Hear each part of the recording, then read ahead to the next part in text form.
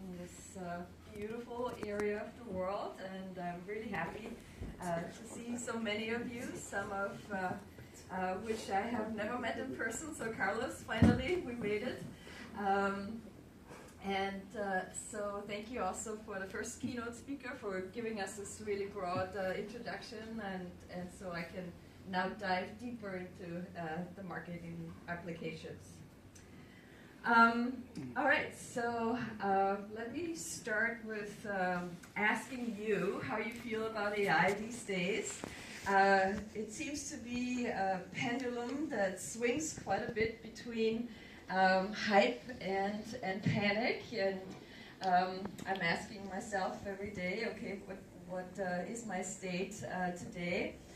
I think some of the reasons for this are that we do not have enough regulatory frameworks. We do hear a lot about these jobs being lost. Now I come from the Los Angeles area, so we had the writers and actors strike last year. I don't know if you remember that. So Netflix couldn't really produce anything.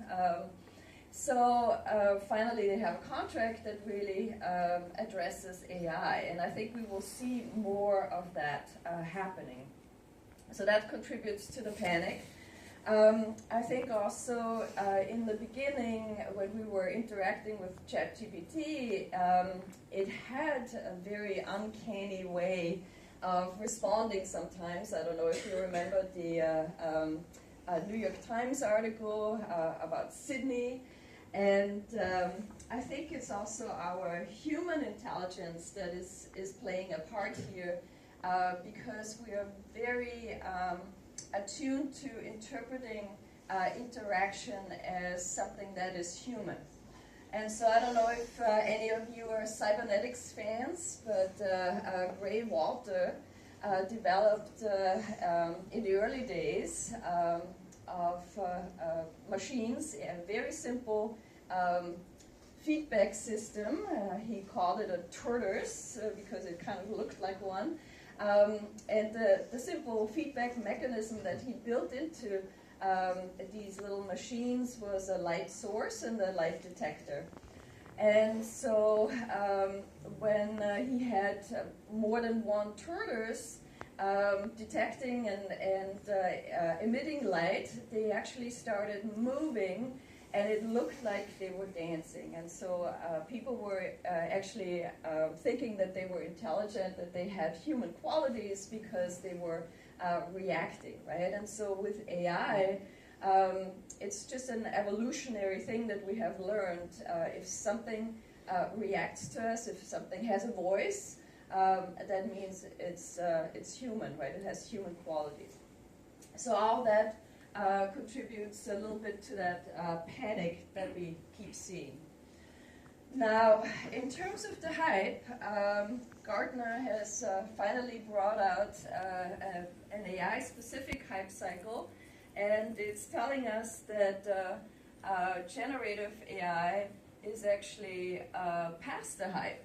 So we have entered the trough of disillusionment with generative AI. Well, what does that actually mean? It doesn't mean that generative AI is going away. It just means that we are entering a phase where there's a lot of these innovations happening. There's a lot of complexity that needs to be resolved.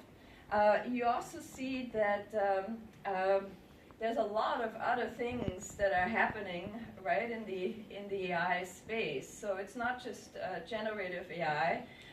It brought about a whole system of AI innovations, and I was very excited to hear that you do multi-agent systems. So that's a big thing where the generative AIs are now starting to talk with each other. So that is something that we will be seeing. Now, another thing that we are seeing is, you mentioned Quillbot, so now we have these humanizers where, as a reaction to the AI detectors, that were invented. And now we have these tools that basically allow you to sound human even though you are using AI content. Now, what that means for our students, right, for our teaching, the students are usually the ones who find these tools very quickly. So this will be interesting. So you see there's a lot of going back and forth and a lot of activity in the AI space. Now, I think a lot of activity, as we heard, is also happening in the generic, the large language learning models. At the beginning of the year, the domain specific, the small ones were all the rage. I haven't seen a lot of development there, so this will be interesting. We will see from a company perspective. It seems that it's more really specialized providers who are developing and training, because there is quite an effort involved in training and maintenance. So what I also think contributes a little bit to this uneven perception of AI or confusion about AI is that because of the media hype, I think there's a lot of emphasis on generative AI, and we keep forgetting about all the other things, right? The predictive AI, the discriminative AI. There's also a lot of emphasis on conversation and content creation, and we're forgetting all the other affordances that AI are creating. So anything from automation, optimization, right, accessibility, user experiences that we never had before, accumulation. Now, ChatGPT actually last night when I checked on it, it asked me what I wanted to remember, right? And so these AI systems now can accumulate queries. And we also heard in the first keynote that this notion of technology integration and embedded systems, we have AI now in our phones. We have them in the search engines and social media platforms, in the operating systems, also in more specialized platforms like influencer management platforms. So I think people are still thinking about ChatGPT as this kind of standalone tool where you go to that website and you type something in, and so they're not realizing that we're already using AI in so many ways in these other contexts. So in marketing, for sure there's a lot happening, and there's a lot happening across the entire field of marketing. And I'm excited to see that I think there are some papers at this conference that will also look at AI across different stages of the value chain and different fields of marketing, so that will be very interesting. In the product space, we see a lot on product development and brainstorming product features. I don't know if you've heard of the Chilean company Notco. So they actually help companies in the food industry create vegan versions of food, and so they can combine like thousands of different plant-based ingredients to come up with new vegan products. So that would be an example for a product-focused AI. Now, in terms of distribution, I think a lot on warehouse optimization, but also demand forecasting, right? And even increasing the value of orders. So we see a lot of applications in that area. Price, I think for quite a while, AI has been part of revenue management, dynamic pricing. These days is impossible to not think AI anymore in that context. On the promotion side, we tend to hear more about the, again, the content generation. I don't know if you've seen already the new Coca-Cola Christmas commercials. There's a lot of conversations are happening on social media about them. So people are actually commenting on how not so great these commercials are, because they're still, you can see that the proportions are off, but in the promotion kind of area, this is the way, right? We see more and more of this happening. Now, I'm going to focus more on marketing communications, and so in that context, we see a lot happening in terms of content generation and editing. Excuse me, and that includes text, image, video, audio. I don't know if you guys have tried Notebook LM for podcasts. It actually does a pretty good job. For example, turning a scientific article into a podcast, and so there's of course lots of applications for marketers there to turn content into engaging forms of marketing communication.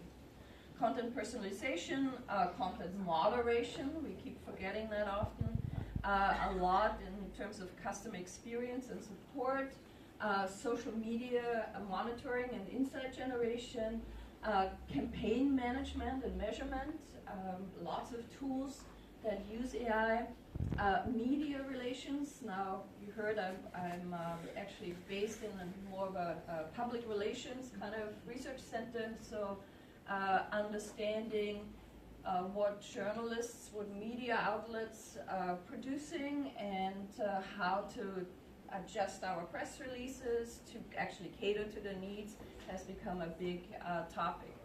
And then, of course, influencer marketing. Now, in influencer marketing, AI has been around for quite a while, has been used for influencer identification and vetting. So all the platforms use it in some way. There's a lot of content that these platforms need to go through. Newer is really AI in influencer outreach and influencer or campaign briefs. So more on the creative side, the storytelling, the mood boards for influencers.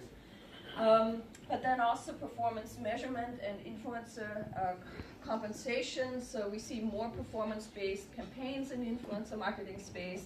And if you run a campaign with 600 influencers, you need tools to help you measure and compensate. Now, in that space, of course, the virtual influencers or synthetic media get a lot of attention. They're around, they're working, they're still making money, but there's a lot more happening than that. And for the first time this year in my influencer course, I also heard the influencers talk about how much they rely on AI these days. And that is not just for content creating, but also for audience insights and really, across all their tasks.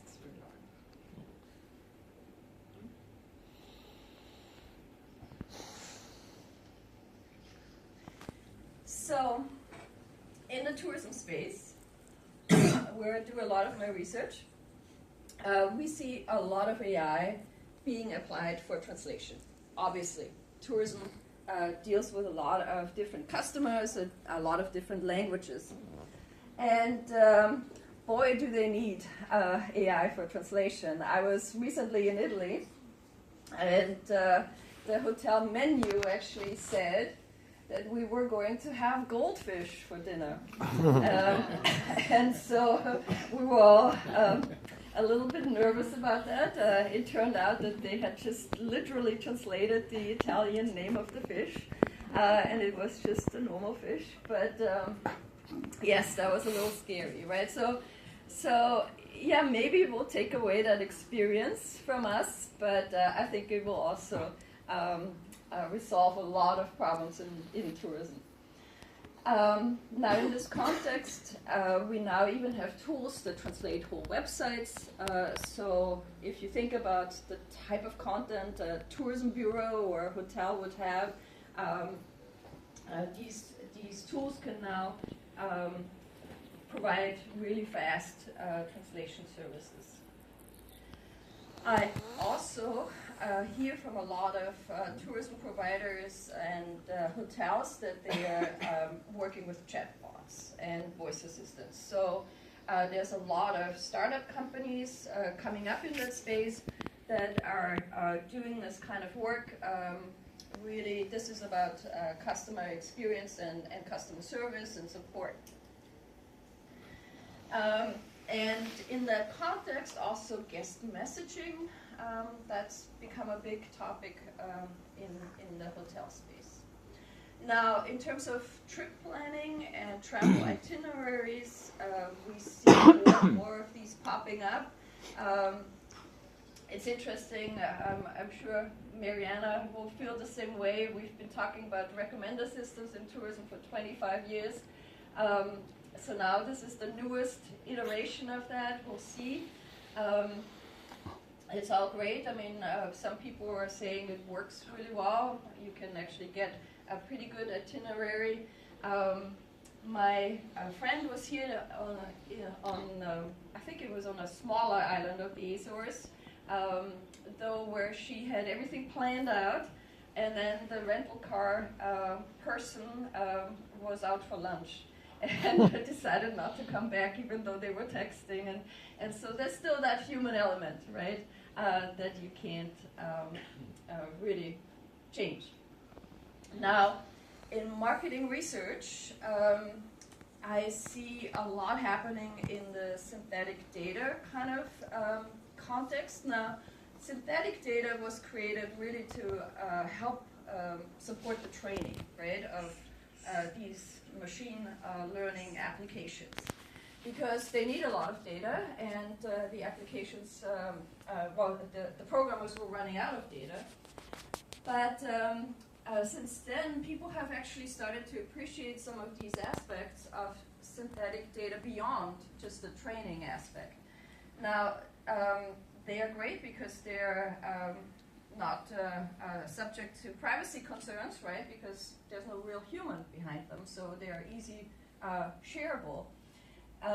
You can also use this idea of synthetic data to kind of combine data sources that you already have. You are overcoming data silos in your organization, and we know that organizations have a lot of those.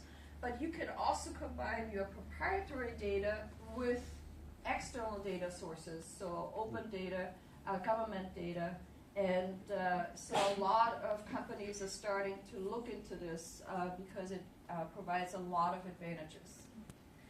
Now, from a marketing communication perspective, the step ahead from that is synthetic audiences. And so there's a lot of conversation about these, where we now can create virtual populations, and we can create personas that have a myriad of characteristics and attributes assigned to them. And then we can actually test advertising copy, we can test, we can model engagement for messages, a message spread. Now on the research side, we can also do the development of manipulations and manipulation checks, for example, for experiments.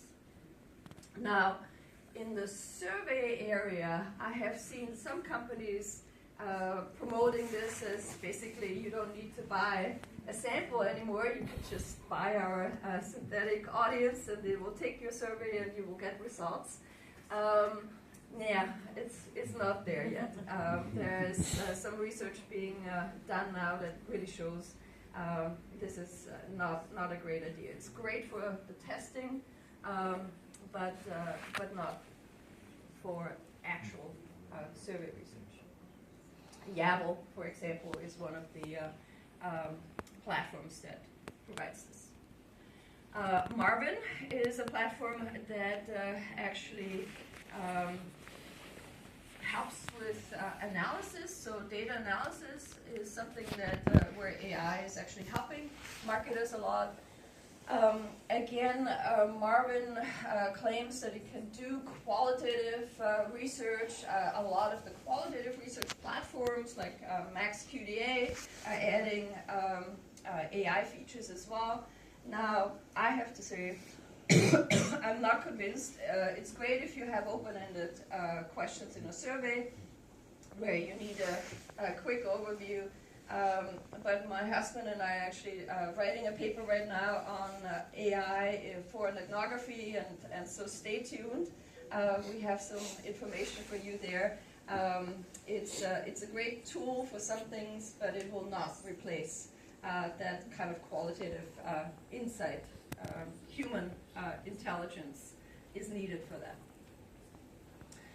At the center, we just actually published a report on marketing communicators' use of AI. Just came out this week. It's available if you're interested. And so we asked them, where are you seeing or starting to see AI technology show up in your or your team's day-to-day work? And you see here content creation is on top, but then data analysis is actually second. Background, landscape, broad kind of research, social media monitoring, brand reputation insights, audience targeting, language translation, spotting trends, content moderation, writing research surveys, media relations, coverage reporting, and measuring PR impact. Now, what is not on there is search engine optimization, and I think that's because these are marketing communicators, and SEO is probably more done by other teams in the marketing department. I would like to briefly talk about SEO because I think there's huge opportunities. AI basically supercharges SEO. And not only can we now create content that the search engines are liking, we can optimize the content, we can get keyword recommendations, we can understand user behaviors of search queries better. We can do performance monitoring with AI, right? It can actually keep track of the rankings that we're achieving. And then also the more technical aspects of SEO. We see a lot of tools out there now that can help us with the broken backlinks and page loads and all of those kinds of testing features. So Surfer is a platform in this context that people are using to help them with SEO.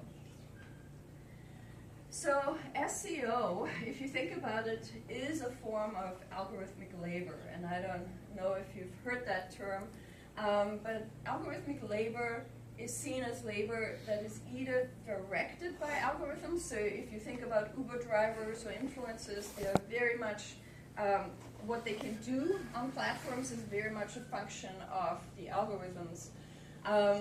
Or it can be labor in the service of algorithms. So all these people in, I don't know where they sit these days, in Bangladesh, doing the tagging and labeling, that would be also algorithmic labor.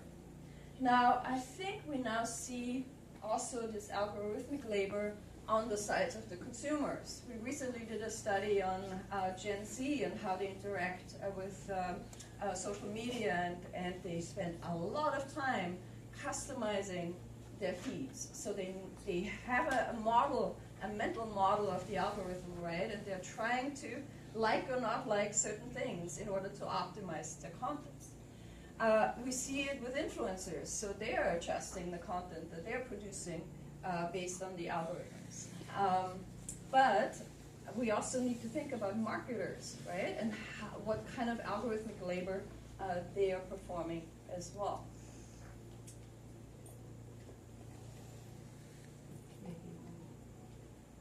There we go.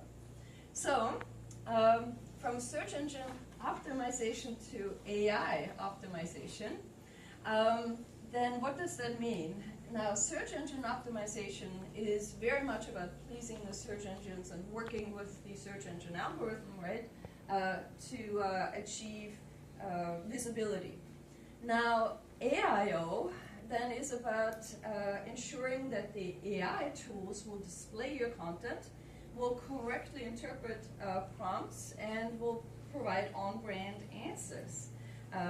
Right, so not only is it going to say that Barcelona is the capital of Spain, but whatever the Barcelona Destination Marketing Bureau wants it to say, is it actually going to say that, right? And so that is what we mean by AIO.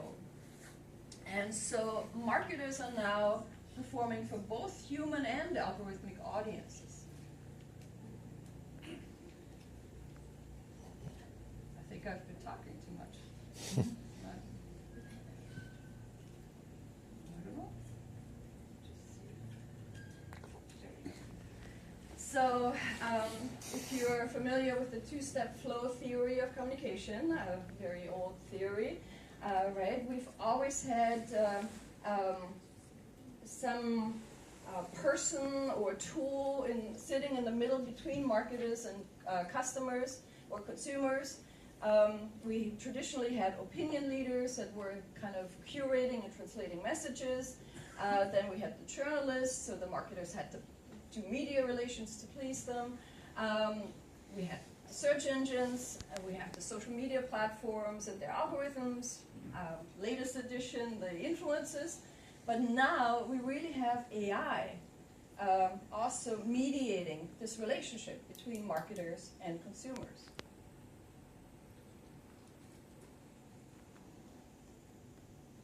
So AI becomes an audience. And so targeting moves from being purely about human appeal, right, and targeting humans to appealing to AI. And that requires an understanding of AI and how AI works. And I think AI literacy in that sense, I'm convinced that a lot of marketers do not have that understanding.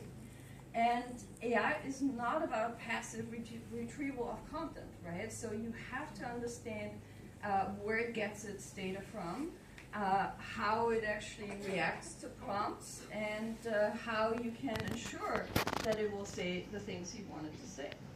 Now, is there, and if that is even possible, right? So the core dimensions are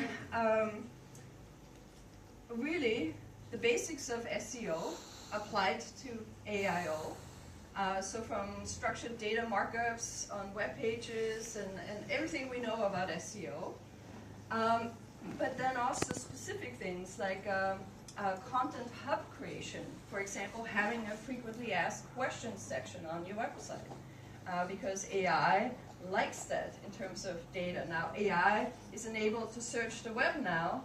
So where does it go? It goes to these kinds of things.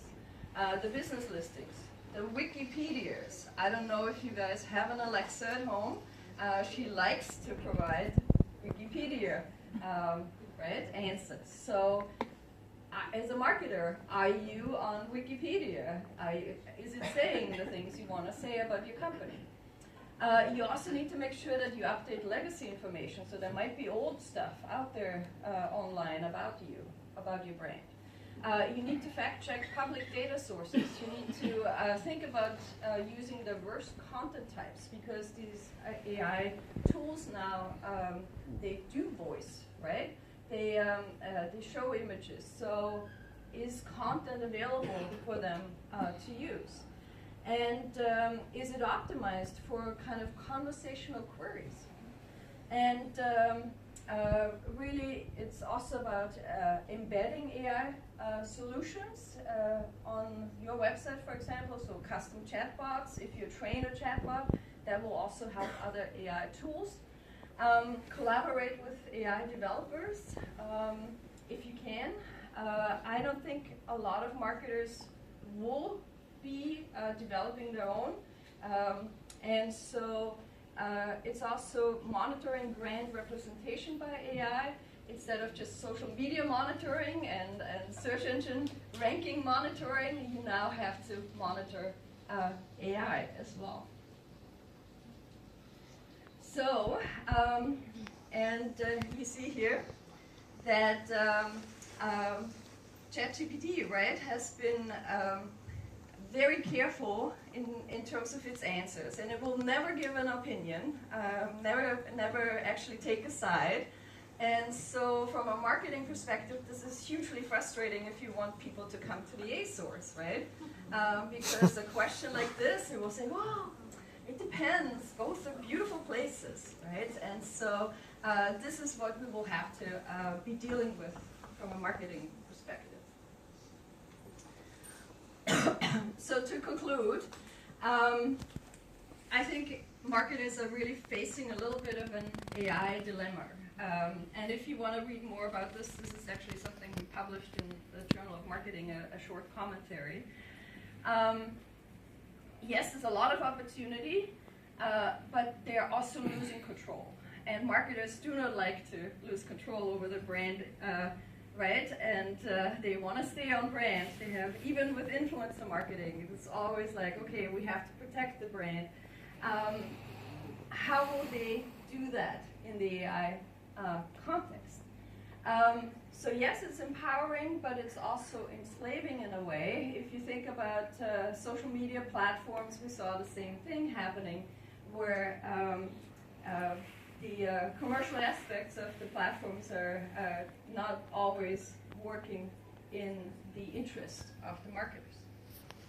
Now, challenge number one is that yes, AI tools can give you a lot of insights about consumer behavior, but you don't necessarily understand the process of how the AI came to certain conclusions.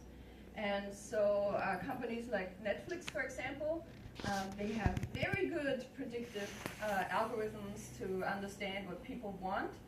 They have no explanation for why, right? So the why question is never answered here. Challenge number two is if the AI is now in the middle of that relationship between you and the customer, then you become potentially disconnected. And so that is something that we need to think about. So what is that relationship building going to look like in this AI context? And we heard from the rector, there's also the question of vulnerability, right? And so just like we saw that we constantly have to change when the Google algorithm changes, and we constantly have to change when the Instagram platform changes, now as marketers we will have to change every single time the AI tools will implement changes. So I don't know if you heard, OpenAI, for example, is now talking about implementing advertising on the platform. So we are going to see a lot of this kind of like changes in business models as well. I don't know if you heard that there's also lots of legal issues. I don't think we are doing enough research on the legal implications, privacy, copyright, liability. So apparently this car in India was looking at Google Maps and drove off an incomplete bridge, and the people died. So that is an issue. The limits of the human intelligence. The ethical issues, if you're interested, at the European level, the Digital Humanism Initiative is doing a lot of work in that area. And the energy issues. We are going to run out of energy unless we change something about computing. And so whether it's neuromorphic computing, I don't know, but something needs to happen for our AI, energy-hungry AI, to be able to do what they need to do. And so if you're interested in kind of looking at the pros and cons of AI, so this is a little bit of a marketing spiel for me here. Carlos and I have a special issue open, and the deadline just got extended to the end of the year. We would love to get your submissions on generative AI. So thank you very much.